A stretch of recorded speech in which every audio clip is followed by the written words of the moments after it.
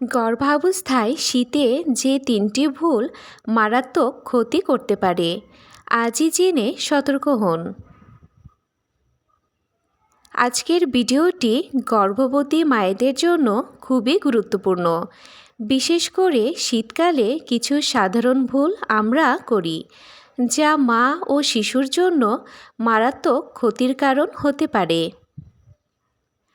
আজ আমি বলবো শীতে গর্ভাবস্থায় হওয়া ৩টি বড় ভুল, এর ক্ষতি এবং কিভাবে নিরাপদ থাকবেন, সব কিছু A to Z বিস্তারিতভাবে আলোচনা করব।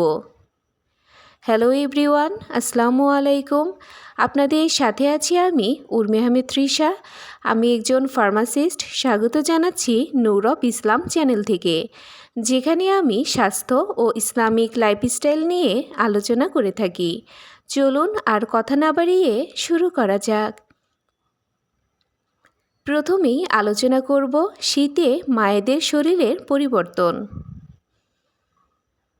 গর্ভাবস্থায় শীতকালে শরীরে কিছু বিশেষ পরিবর্তন হয়। রক্তনালী সংকুচিত থাকে, রক্তপ্রবাহ কমে যাওয়া, জোড়ায় ব্যথা বাড়ে, রোগ প্রতিরোধ ক্ষমতা কিছুটা কম থাকে। ত্বক দ্রুত শুকিয়ে যায়, ঠান্ডা লাগা ও শ্বাসকষ্টের ঝুঁকি বাড়ে।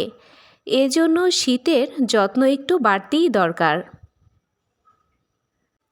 ভুল নাম্বার ১, শীতে ঠান্ডা পানি ব্যবহার করা বা কম গরমে থাকা।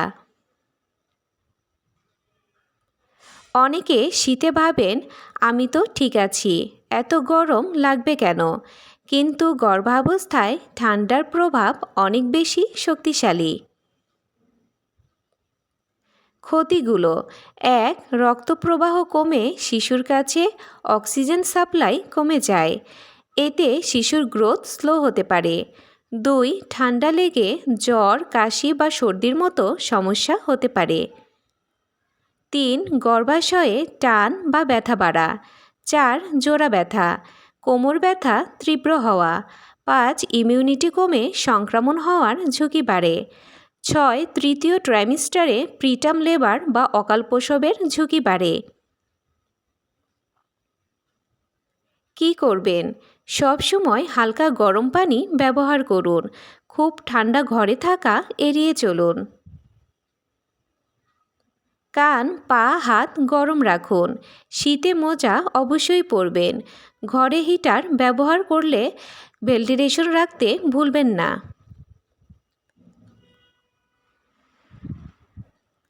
গরম কাপড় লেয়ার করে পরুন। খুব ভারী কাপড় পরলে হাঁটা চলায় অসুবিধা হয়, সুতরাং এই সময় লেয়ারিংই বেস্ট। ভুল নাম্বার ২, শীতে পানি কম খাওয়া। অনেক গর্ভবতী মা শীতে তৃষ্ণা কম পাওয়ার কারণে পানি খুব কম খান। এটা শীতকালের সবচেয়ে বড় ভুল। ক্ষতিগুলো: ১, ডিহাইড্রেশন, বমি, মাথা ঘোরা ও দুর্বলতা।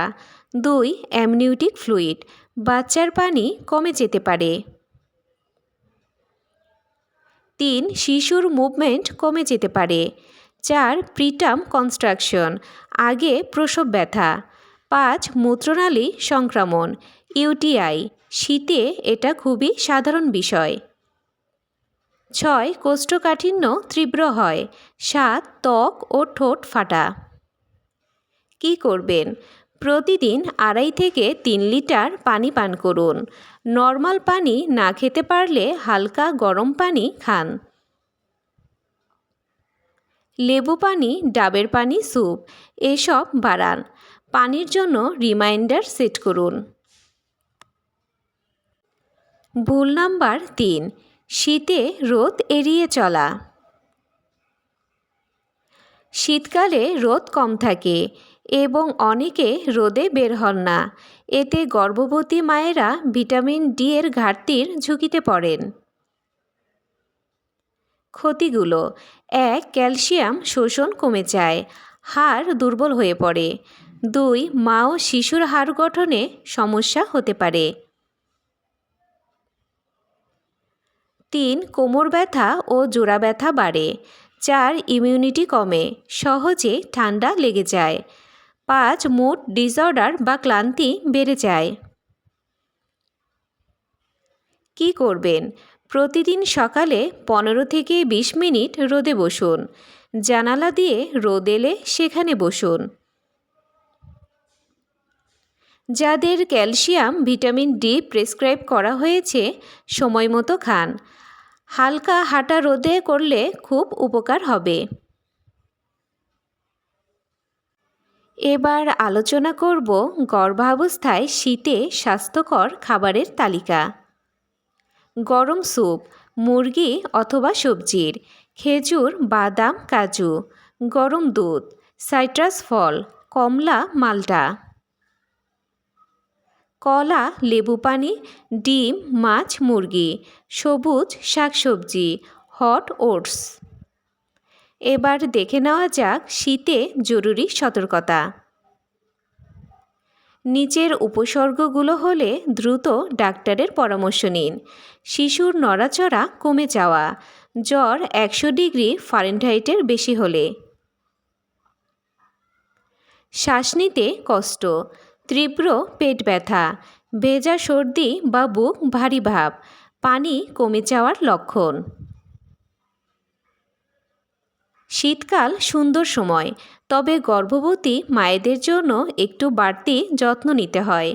এই 3টি ভুল এড়িয়ে চললে আপনি ও আপনার শিশু দুইজনই অনেক নিরাপদে থাকবেন।